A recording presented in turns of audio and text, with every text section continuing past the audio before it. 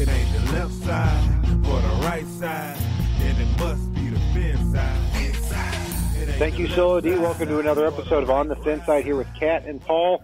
Follow us on Facebook, Twitter, Spreaker, iTunes, YouTube, iHeartRadio, and Spotify. Also check out our Twitter pages as well. I'm Brian Cat NFL, and Paul is Fanatic_Pick. So here we are now. I can definitely say this was the most entertaining and controversial week before the start of the Dolphins' Week 1 here in 2019. We've got a blockbuster trade.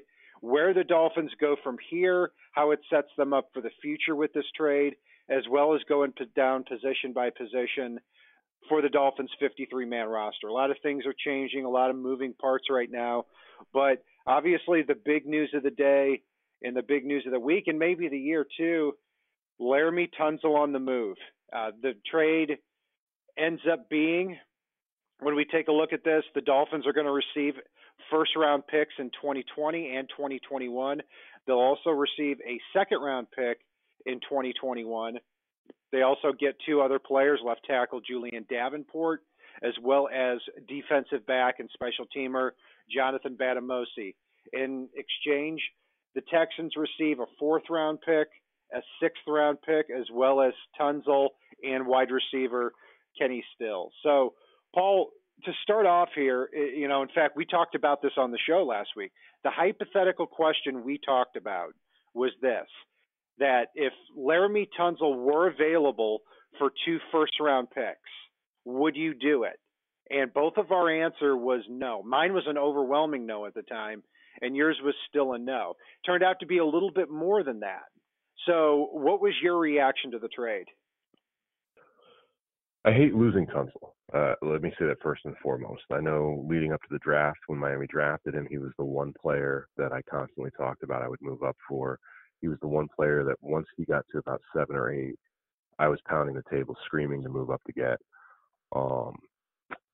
But you know what? This sets Miami up a little bit poorly for this year. It sets Rosen up for a concussion protocol. But this helps set the table for Miami to do the quick turnaround. And no individual player is worth middling about in the middle for ages, which we're all sick of at this point. We're sick of 7 and 9, 8 and 8, and to get better in a hurry, you have to make a few sacrifices. And Miami is positioned so well over the next 2 years to catapult themselves forward that, as much as I hate losing Tunsil, this trade was worthwhile because it lets Miami as an organization position themselves to catapult forward.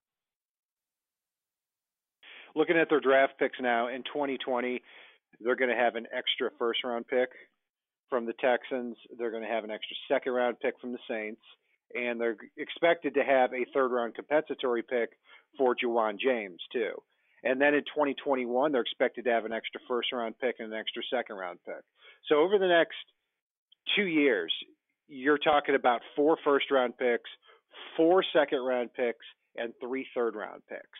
So this brings to mind just a couple of dueling, closely held beliefs that I have about the NFL.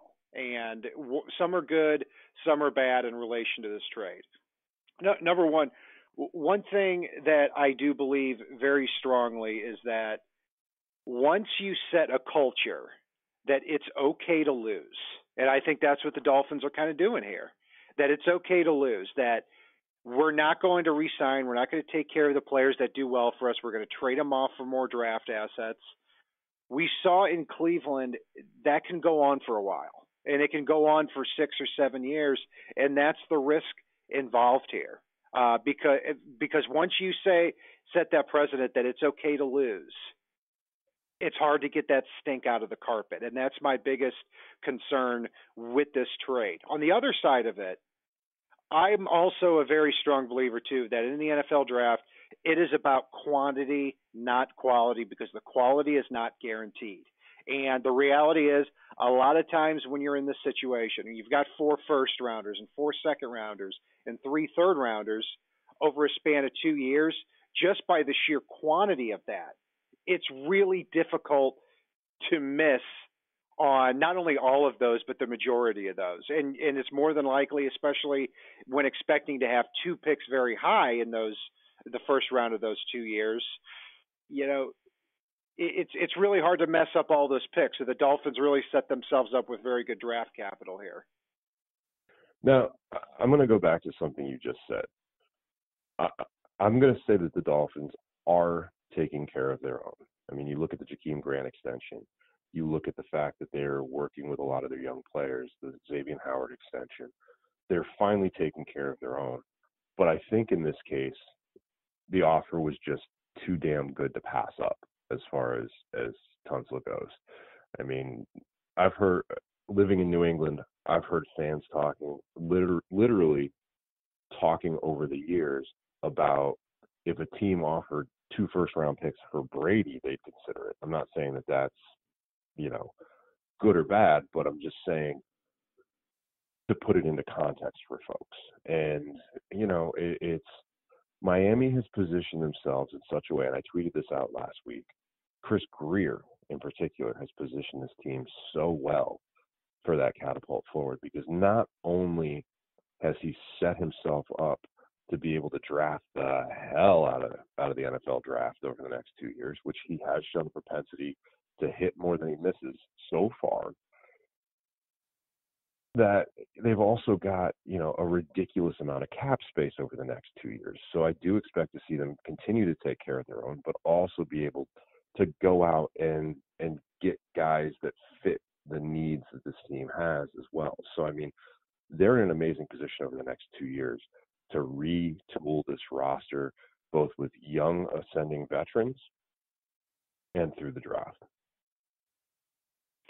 I'll tell you, I've never seen a trade like this with the compensation for a non-quarterback. I mean, you really have to go back to 1989 with Herschel Walker, where it was 3 first-rounders and 3 second-rounders. I mean, historically, back in 2000, the Jets traded Keyshawn to the Bucks for 2 first-rounders. We were part of a trade where the Saints sent 2 first-rounders to the Dolphins, or the Dolphins sent 2 first-rounders to the Saints for Ricky Williams. Darrelle Revis went for a first and a 4th-round pick. And you look at all 3 of those situations, and the team that ended up getting the draft picks was the team that won.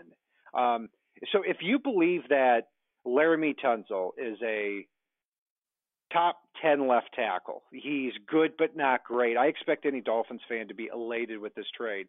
And even if you think he is really, really good, then I expect any Dolphins fan to be elated with this trade as well. The way I look at it here, if I had a choice, my choice would have been this from the beginning of the offseason: re-sign and extend Laremy Tunsil, re-sign and extend Juwan James, and have Josh Rosen as the starting quarterback. And then next year, you're still going to have over $80 million in cap room. You're going to know about Josh Rosen one way or another, and you're still going to have an extra 2nd, 5th, 6th, and 7th rounder in the 2020 draft. Personally, that's the direction I would have gone in, and it's still the direction I would have preferred that the team go into.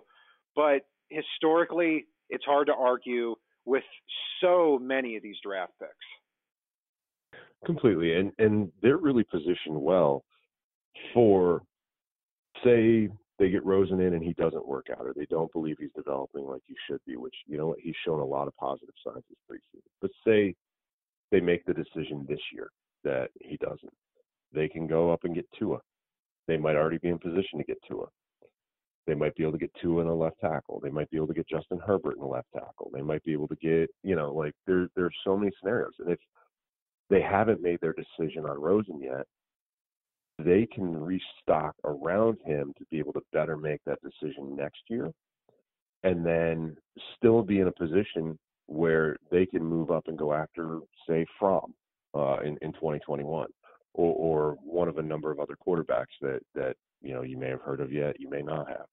So they've set themselves basically where Chris Greer can do almost anything he wants, so long as he can find a partner, which he's got the ammunition to do so. If what they were looking to do was to get a franchise quarterback, the odds are very, very much in their favor of getting one. I mean, whether it's Rosen, like you said, and building all those draft picks around him, I don't think that's what's going to happen.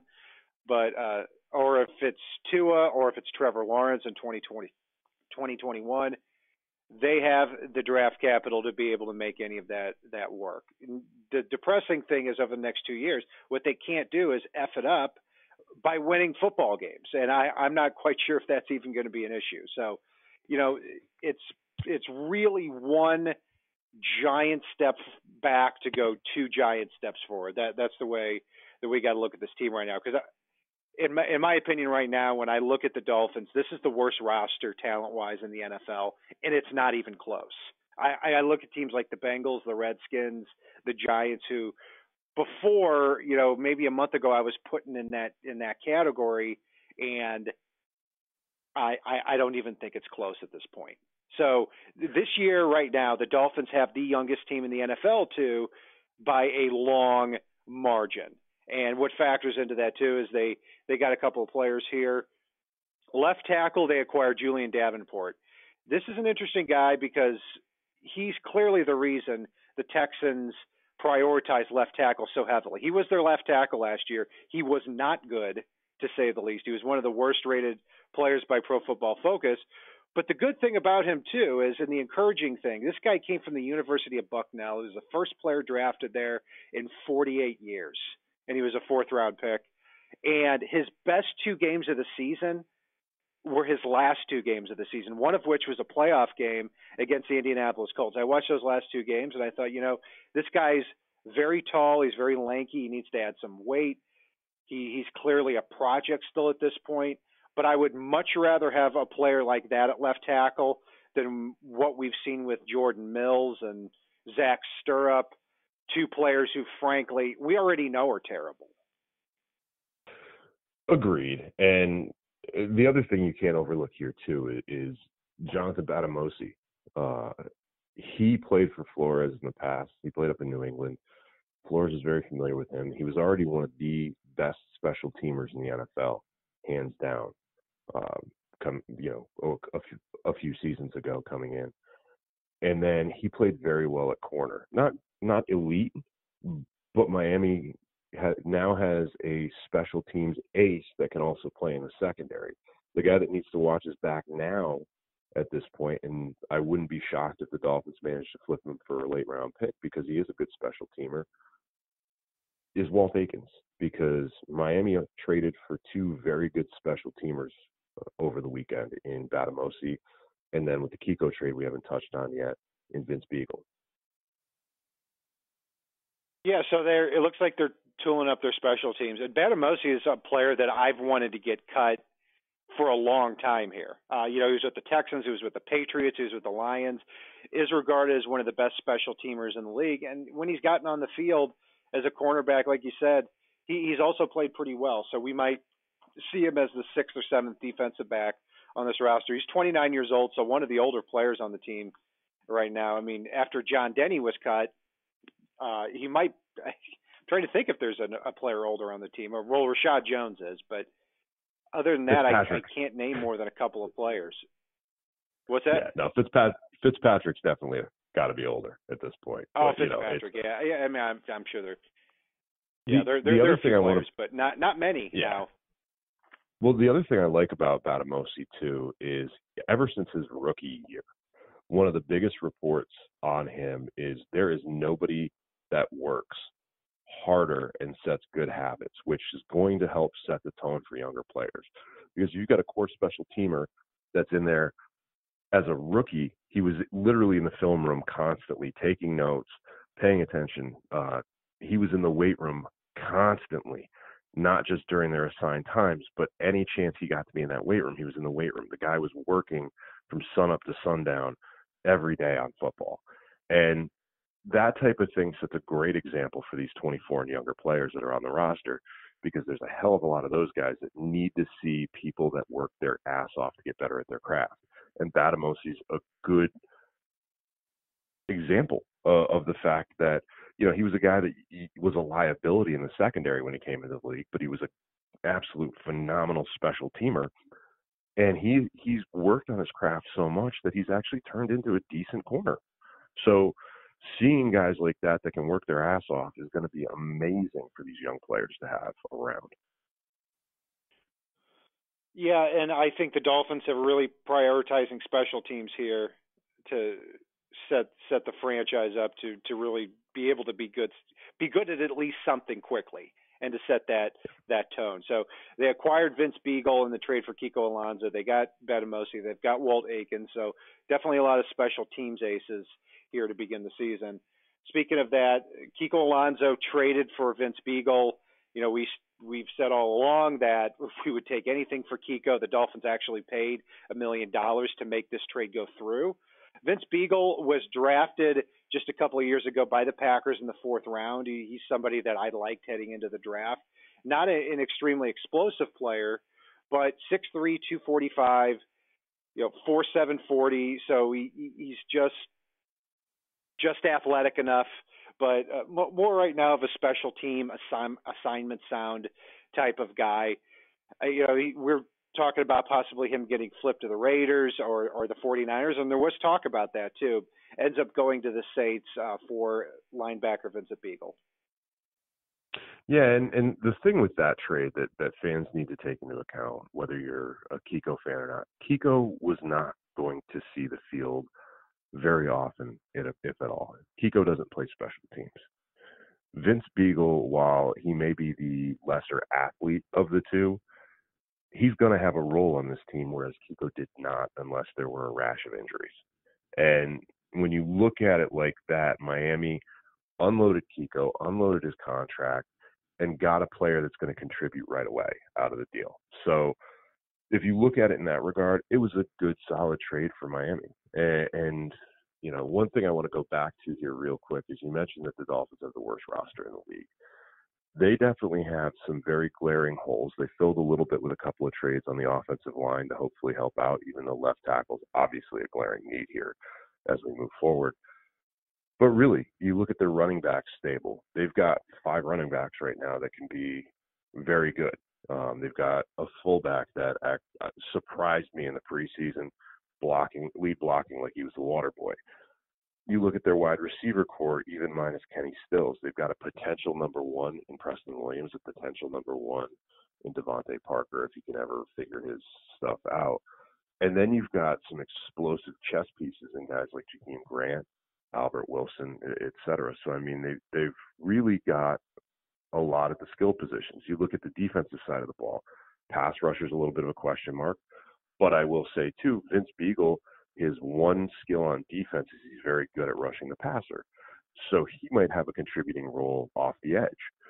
You look at Jerome Baker and his ascension. You look at the middle of that defensive line with the young defensive tackles they've got, and Miami's got a pretty damn good secondary. So I don't know if I'd say worst roster in the league, but they do have some glaring holes. But I don't know if they end up with the number 1 pick, even after all these trades. I'd be shocked if they didn't at this point. I mean, look, I think the biggest thing that this roster has going for itself is that so many of the players are unproven. And because I'm not sure the average age of this team, but it's somewhere around 24 and a half. And that Adam Beasley tweeted something out. I think the youngest roster in the league last year was 26. I mean, that's the biggest thing they've got going that we don't quite know yet about the Charles Harrises and the Mike Gesicki's, Devontae Parkers. Even in the players who have gotten off to a disappointing start in their career, they're going to get the snaps to make it right. And that's what we have to look out for this year. But yeah, the way that you described that, I don't think pass rush is a little bit of a problem. I think it's completely absent from this roster.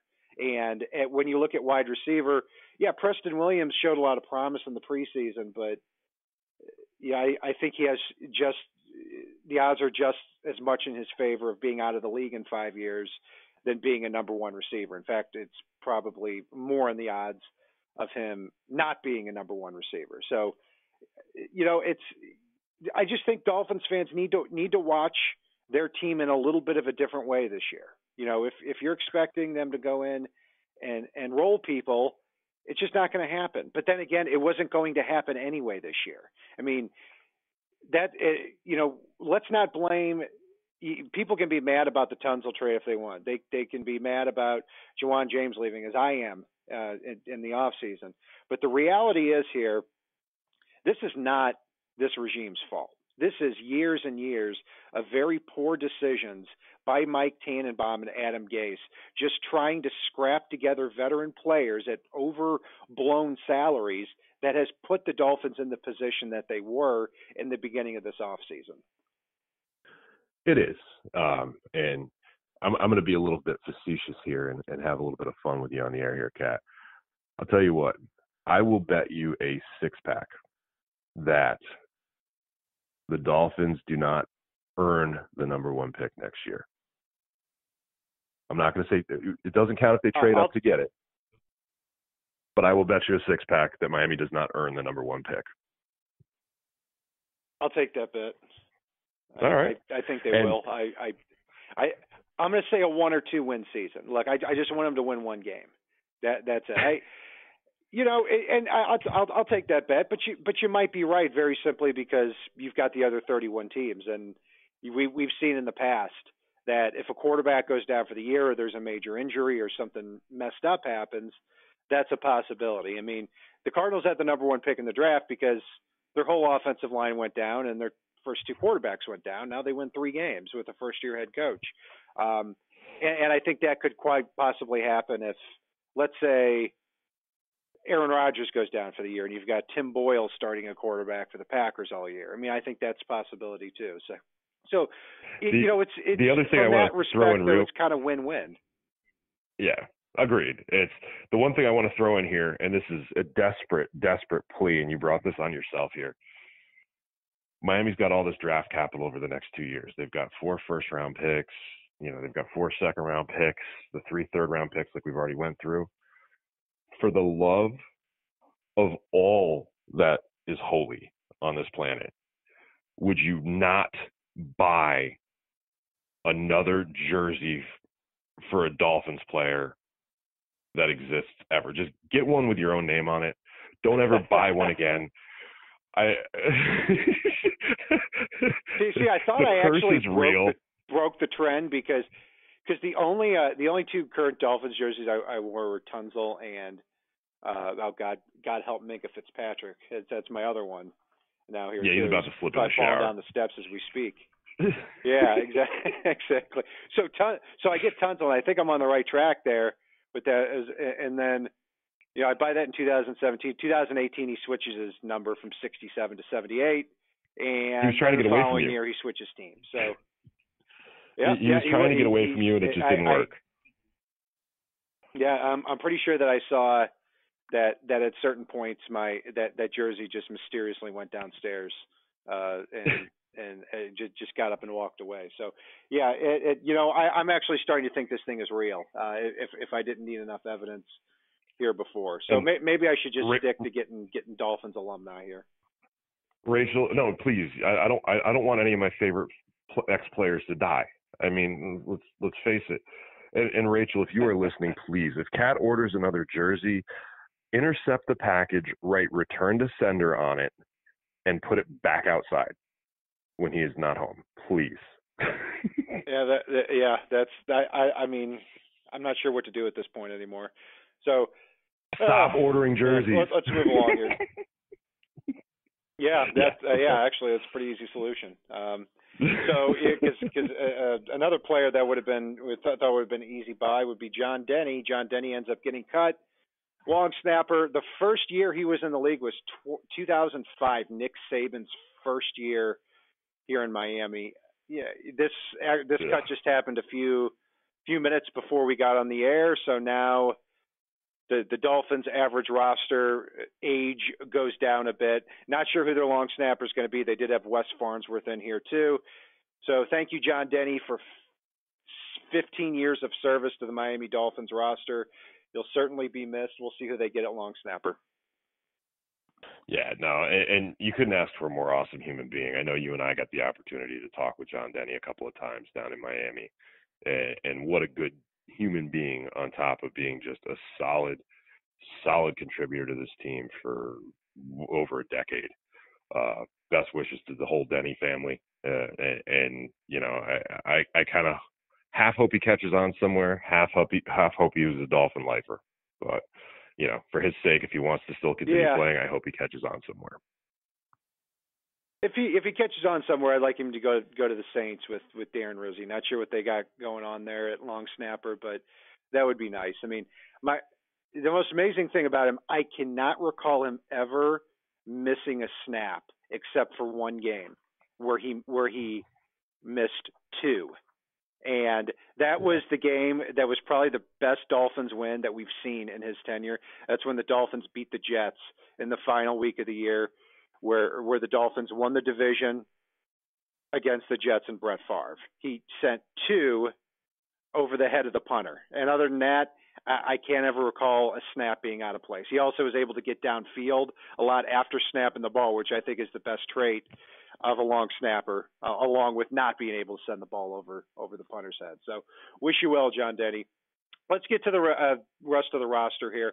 You know, we were going to talk about who was right, who was wrong. Everybody was wrong with the Dolphins' 53-man roster because just over the last day or two, 11 of 53 roster spots have been overturned. So we'll talk about those in passing, unit by unit. At quarterback, Ryan Fitzpatrick and Josh Rosen. No surprise there. Jake Rudock did get back on the practice squad. He's one of the 4 players who have been signed so far. No surprise there either. What was a surprise was the running back position. I mean, at one point, I think I had 2 running backs making the team, which were just Drake and Ballage, as well as the fullback Chandler Cox. So Drake and Ballage are your top 2 guys. Mark Walton's 3rd. Patrick Laird is 4th. Myles Gaskin is 5th. So, you know, what I do like about this, Paul, is if you're going to keep the best 53 guys on the roster, 5 of them are going to be running backs based on what we saw in the preseason. They will. And the interesting thing there is you look at them having 5 running backs. They're not going to have 5 running backs active on game day. I think 2 of those guys, if they stick with the roster, because let's face it, who knows? As we're on the air recording here, I wouldn't be shocked to see 1 or 2 of those guys moved for a late round pick. But you know, you look at this roster and you can kind of guess that at least 2 running backs will probably be inactive on game days. Yeah, that's for sure. And I think what they're setting up here with Myles Gaskin and Laird is kind of what we saw with New England, where they always roster, you know, 5, 6 running backs too, and they rotate them throughout the year. That way, these running backs are able to be kept fresh. But I think when you take a look at the roster and you see 3 tight ends, a fullback, and 5 running backs, I think what you're going to see here is to combat the offensive line's deficiencies. I think you're going to see a lot of those dump-off passes to running backs, a lot of chip blocks from tight ends and running backs to help offset that. So something that bears watching. At wide receiver, the Dolphins keep 5. Devontae Parker, Albert Wilson, Jakeem Grant, Preston Williams, and Allen Hurns. A little bit of a surprise there with Allen Hurns. And while we're sticking here on the wide receiver unit, Kenny Stills, obviously part of that Texans trade. We did not touch on that before. One major thing there is I always said that I don't think you can trade Kenny Stills because it would be a PR nightmare, but I'm glad this was sandwiched in a blockbuster trade because that kind of controls the airwaves and the mainstream media a little bit. Thank you, Kenny Stills, for several years of very great service in the community. People have their opinion on what he did before the game, as well as his opinions on Steve Ross and as well as Jay-Z that we've talked about ad nauseum in the past. But Kenny Stills is off this roster. I think that had to happen too, Paul, because you got to get Jakeem Grant on the field a lot, and you've got to get Preston Williams on the field too. And not just those 2, but you've really got to get Albert Wilson on the field. And, you know, you've got to figure out over the next year or 2 whether or not Devontae Parker's ever going to take that step. And I don't believe he will at this point. I think he'll have a couple of great games when he's in a backup role, but the second he gets a starter role, it's like he gets fat, dumb, and stupid. And yeah, I know I said dumb and stupid, but you watch his play and you'll agree. It's, you know, he has literally an elite game or 2 when he gets his chance coming out of that backup role, and then he just goes to hell and is terrible, and that's just not something Flores will tolerate. So you got to see what you got there, and Alan Hearns, he exists, so, you know. Yep. If he's there, he's there. That's all you can say about Alan Hearns at this point. I mean, I guess there was an agreement that he was going to make the roster as soon as he walked in the building. You know, this is a guy who signed a 4-year, $40 million contract just a couple of years ago, has had some injury problems, had that gruesome injury in the playoff game last year. So we'll see. I mean, as far as taking a look at, Albert Wilson is coming back from that injury. But what I do like about the Devontae Parker situation is obviously he still has high upside. I think it's important that this coaching staff gives up trying to turn this guy into a complete receiver, because last year he was targeted 3 times down the field. He came away with one of them. He was interfered with on another, and then the third one was a missed throw. Get this guy the ball yards down the field and hope that he comes away with it instead of trying to, run him on 5 and 10 yard routes all the time. That doesn't make sense at all. So also Isaiah Ford is back on the practice squad. I'm glad we were able to keep him. I was a little bummed he didn't make the 53-man roster. Should be a quick call up here if there's any injury problems with him. Also, too, Paul, to get another player you need to get on the field just to see what he has is Mike Gesicki. And he's not a pure tight end. I think you're going to see him in a lot of 2 tight end looks. The Dolphins end up keeping 3 tight ends. They cut Dwayne Allen. Chris Myarick, the undrafted free agent, actually ended up making the 53-man roster, but then was cut. We should expect to see him get a call for the practice squad as well. But right now you've got 3 tight ends, Nick O'Leary, Mike Gesicki, and Durham Smythe. Yeah, and I really still love what I see out of O'Leary. He definitely bulked up this offseason. And Gesicki finally flashed a little bit when being used appropriately in the preseason this year. So it could be an interesting year for him, at least as far as being a receiving threat. But, yeah, I have to imagine that they're going to use Durham Smythe or Nick O'Leary quite a bit to cover up the left tackle issue. They're going to need the help on that side of the ball to protect the blind side. Something I saw years ago when Tony Sperano was in town. No surprise on this one, and may Sperano rest in peace. Still love the guy. Hope his family's doing well. Is that what they used to do a lot is use this off-center offensive line. I'm not sure the exact terminology, but basically having 6 offensive linemen, with one of them being a tight end. And I hope they see a lot of those looks with O'Leary and Smythe being on the field often. And I think you kind of have to on that to help offset the offensive line. And man, this offensive, I don't think I've ever seen on paper before the year, a worse unit. But then again, everybody's unproven. I mean, you've got 9 offensive linemen on the roster, 7 of which weren't here last year. So as it stands, it looks like the week 1 lineup is going to be Julian Davenport at left tackle. I don't think he even has a jersey number yet. Left guard, you're going to have Michael Dieter. Center, Daniel Kilgore. Right guard, Shaq Calhoun. Right tackle, Jesse Davis. And then behind him, and with the depth, you're going to have Chris Reed, who did play very well this preseason at center and guard. Isaiah Prince, and then 2 players we haven't brought up yet, Paul. And these are 2 types of trades I really like, because the Dolphins sent a conditional 7th rounder to the Vikings and to the Indianapolis Colts for center Evan Boehm and guard Danny Isadora. Evan Boehm was a 4th-round pick of the Arizona Cardinals a few years ago, a player I've seen a lot at Mizzou. He's the only player in Mizzou history to start 52 games for them. He played center and guard. He's a player I wanted in the 2016 NFL draft. Or was it 2017? I'm not quite sure, but the Dolphins didn't quite get him. But not a great athlete, but a player that just flat out did his job at Mizzou. And he can play center, he can play guard, and has gotten better every year since he was in the league. I mean, it was not good for him in the beginning in Arizona, but last year he filled in in a couple of games for Ryan Kelly, did a serviceable job. So that's good. I'm not a big fan of Danny Isadora. He's undersized. He's about 6'2", 305. I saw him getting pushed around a lot at Miami as well in Minnesota. And I don't think he's a great athlete either. But, late 7th round pick, that's the type of player you're probably going to get in the NFL draft anyway. Completely. And one thing I want to bring up here is something that CK pointed out is that the BAME trade moves Chris Reed where he can possibly challenge Shaq Calhoun for the starting right guard job. And then something else too with Isadora is they got Davenport, they got Isadora, and Flores has already come out and said that, you know, Isadora and Davenport are going to be battling it for the left tackle job here this week. So there is a possibility that Davenport is just depth and Isadora ends up starting at left tackle, which I don't know if I'm a fan of, but again, it's, you know, at least it gives some competition on that side because right now there is none. God, if you told me last year that your starting left tackle would be Danny Isadora, but you know, this season's about throwing you know what against a wall and seeing what sticks. I mean, I don't know. I'm hoping for Davenport still because at least I know he's got the length, and I know he was raw coming into the league. Maybe you get something there. I don't know. We'll see.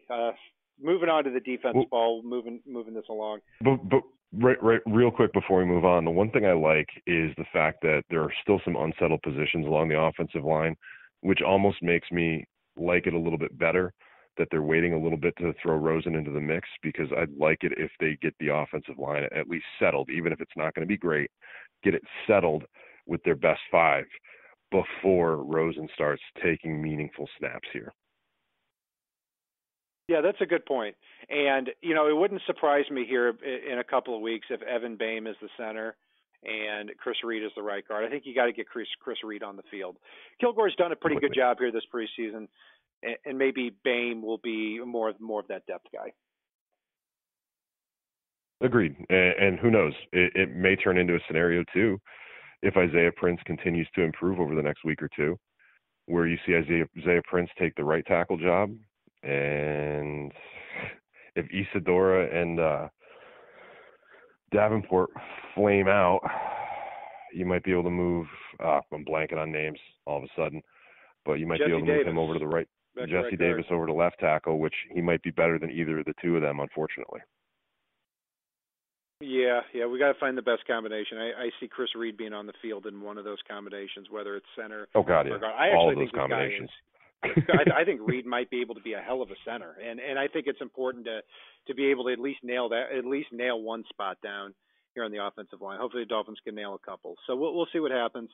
Defensive line, you know, let's take a look at edge, defensive end, defensive tackle, however you want to put it.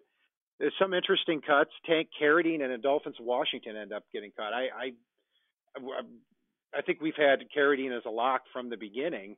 Adolphus Washington, from everything I had heard, I thought this guy was going to be a lock too. Don't be surprised if the Dolphins end up signing one of them after the first week of the season as well. But the players that are on the roster: Charles Harris, Christian Wilkins, Davin Gottschall, Nate Orchard, Vincent Taylor, Jonathan Ledbetter, Avery Moss, and then two late additions, Avery Moss and Trent Harris. Avery Moss is a former fifth-round pick out of Youngstown State, played with Patrick Graham. He's 6'3", 265, so does have the length and the size, and obviously had some athleticism coming out of Youngstown too. I like this pickup. And then you've got Trent Harris, who was on the practice squad and worked with Brian Flores in New England. So you've got some ties with those last two guys. Obviously, there was something that they did not like all that much out of Carradine, out of Dwayne Hendricks, who since has been re-signed to the practice squad, as well as Adolphus Washington. Any other observations here on the defensive line, Paul? No, I think there's still a few positions that are still in flux. In the fact, I think there may have been a few promises to a couple of those guys at the practice squad. As far as that goes, we all know that there's backdoor dealings at times to bring players back, and I don't think this roster is going to be settled in for a couple of days or even a couple of weeks. Absolutely. Let's look at linebacker, and you've got what I like about the Kiko trade so much is that we don't have to worry about Kiko getting in there and messing with what Sam Aguavion's got going, because I think this guy is a legitimate player, and he is the type of player at his age, at 26, like he and Eric Rowe on the defensive side of the ball, very important players moving forward, because if they play in the regular season like they did in preseason, you might have filled two holes at almost no cost. So The guys that stuck were Jerome Baker, Raekwon McMillan, Sam Aguavion, Andrew Van Ginkel. No surprises there.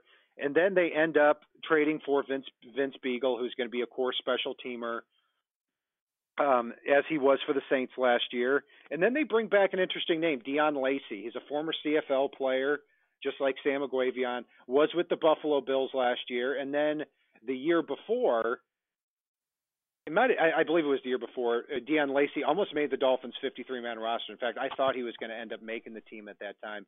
The Dolphins end up getting him back here at under a new regime. But the big thing, Paul, too, is Trey Watson and Terrell Hanks, two players that we thought were probably going to make this roster, end up getting cut. Hanks ended up making the 53-man roster initially, but then was kicked off with all these waiver acquisitions. So we'll see if Watson and Hanks end up being back on the practice squad. They might be by the time we get this show up. Yeah, they're two young players that I really like. They both shown a little bit on special teams too, but I think the Vince Beagle edition kind of made Hanks dispensable for now, anyhow. But I hope he does end up back on the practice squad. I hope they both do, because they are two young, talented linebackers, and you can't ever have too many of those. So hopefully they end up on the practice squad and continue to develop and turn into players that get the call up. Yeah, and it's the big thing to keep in mind is we always talk about the 53-man roster. A lot of times it's a 45-man roster because that's what's active on game day. And on game day, you've got to be able to play special teams. And if the team was convinced Watson and Hanks weren't at that point yet and they're not the best athletes, then you can see why at the end they just barely got squeezed out the bottom of the roster. Defensive back, very interesting. This was one of the positions that was fascinating as far as how it would unfold. Cordrea Tankersley ends up going on reserve here, so he's still with the team. Wasn't actually cut. Might be here in a couple of weeks, but we'll keep an eye on that. So the guys that stay, the top five are very clear. Xavier Howard, Minkah Fitzpatrick, Bobby McCain, Rashad Jones, Eric Rowe, and then it's going to be interesting to see who gets on the field after that. Right now, the sixth guy appears to be Jamal Wiltz, who has some experience with this system. Jonathan Batamosi may be that sixth guy too. He could play cornerback and safety. And Walt Aikens did make the roster as a special teams guy, doesn't have a lot of positional value. And they signed two players that are interesting. One is Stephen Parker, was on the Rams practice squad last year, and another player named Ken Webster, who was a late seventh-round pick out of Ole Miss. This was a guy that was headed toward being a first or second-round pick coming out of Ole Miss based on physical potential, then had a gruesome leg injury last year. In 2017 he had a gruesome leg injury. Didn't quite recover all that well. Who knows if he ever will, but certainly does have the size makeup in a man-to-man scheme like this. So we'll keep an eye on Ken Webster, who currently does have a roster spot. But Cornell Armstrong was a player that we were sad to see go. I mean, this is a good special teamer, and we thought somebody that was improving as a boundary cornerback.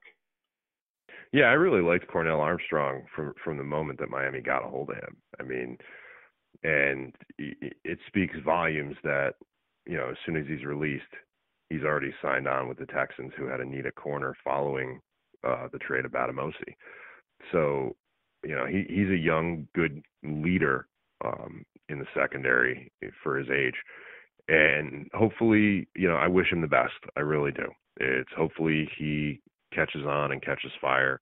I was hoping it would be with Miami, but sounds like it might be somewhere else, which is, at least he's still in the league, because he's definitely a player that's deserving of a roster spot. You bet. And he went to the Texans, of course, because, well, why not? Everybody else is going to the Texans at this point. So they should have just included him in the trade. I mean, just to beef it up a little bit from the Texan side. So special teams we've already talked about. We'll see who their long snapper is. No surprise they keep Matt Hawk. They also keep, obviously, Jason Sanders, who had a great year last year. So that's going to round out the 53-man roster. We'll see where things go from here. But the final thing, too, here is when you look at this Laremy Tunsil trade, I look at what the Texans have done, and I think, gosh, what they've done at the tackle spot here, and on the offensive line in general this offseason is just borderline crazy. I mean, the resources they gave up to get the left tackle position right, and it shows also what happens when you don't get your guy on draft day. I mean, Andre Dillard, it was a poorly kept secret that he was going to be the Texans' pick at 22. The Eagles leapfrogged them, and then at the 23rd pick, they end up taking Titus Howard out of Alabama State. He's not ready to play. They move him to guard. Then they end up taking Max Sharping out of Northern Illinois in the second round as well. So when you look at it, Paul, this offseason, they've ended up giving what amounts to 3 first-round picks and 3 second-round picks for Laremy Tunsil, Titus Howard, and Max Sharping to get that left tackle position right. They have, and honestly, I was thinking about it this morning, and I think I might have tweeted about it, but it's almost as if the Texans went all in on the Andrew Luck news for this season. They've really sacrificed a lot of their future, even though Laremy Tunsil is obviously going to be in the league for a while, barring injury. But they have sacrificed so much future capital to try to take advantage of the void that the Colts just left in the AFC South. They basically tooled themselves to beat out the Jaguars and take the AFC South. So anybody should expect the Texans this year to take the AFC South, but I think they've put themselves in a scenario where you're going to see if they are not able to win it all this year, or even if they are, you're going to see a team that rapidly descends because they don't have the assets to be able to restock the cupboards as people leave, which they inevitably will. Another crazy thing, too, is there is no guarantee Laremy Tunsil is even going to be back with the Texans after the year. I mean, I have a pretty good idea he will be because they gave up so much draft capital. But now you've given all the leverage to Laremy Tunsil and his camp because you've got to re-sign him. He's going to ask for well over the highest paid left tackle in NFL history. This guy is going to get $20 million a year from them. And then that starts to mess with whether or not you can keep around J.J. Watt or DeAndre Hopkins longer than you want to. So that'll be fascinating to see. And they also, for Jadeveon Clowney, they end up getting Barkevious Mingo and Jake Martin, 2 not very good players from the Seahawks, and a third-round pick. But the thing is, if that's a conditional third-round pick, so if the Seahawks don't re-sign him after the year, the Seahawks get that third-round pick back. So it's really crazy, not great value here for the Houston Texans moving forward. But then again, like you said, Paul, you've got a small window to win in the NFL, and the Texans certainly see that over the next 2 years here with Deshaun Watson. So they better win the division here with Deshaun Watson. That'll do it for our breakdown of the Dolphins Laremy Tunsil trade, as well as the initial 53-man roster after the waiver pickups. I'm sure this will be fluid here over the next few days and throughout the year. You can follow Paul and I on Facebook, Twitter, Spreaker, iTunes, YouTube, iHeartRadio, and Spotify. Check out our merch store as well as our Twitter pages too. And if it's not on the right side and it's not on the left side, it is on the FinSide. Solo D, take us home. It ain't the left side or the right side, then it must be the FinSide. It ain't the left side or the right side, then it must be the FinSide. Listen, Dolphins fans across the land all tuning in to see what Brian, Cat, and Paul